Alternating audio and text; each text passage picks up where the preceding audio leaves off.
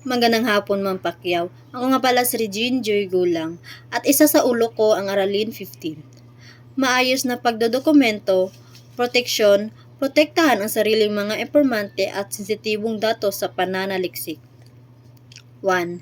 Ingatan ang dokumento, huwag ilantad ang personal na impormasyon ng mga impormante para mapagkatiwalaan ang pag-aaral.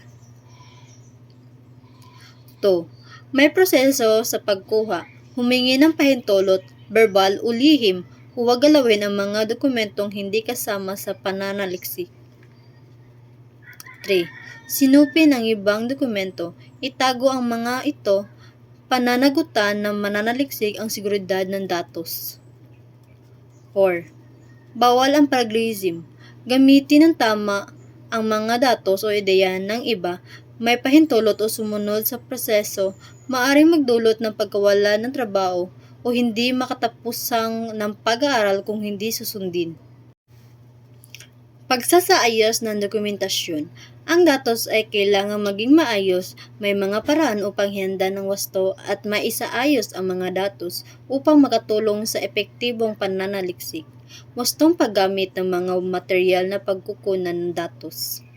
Ang aklat ay upang babasahin ay mahalaga. Ipagkukunan ng datos upang maging madali at organisado ang pagkuha. May mga paraang dapat tandaan.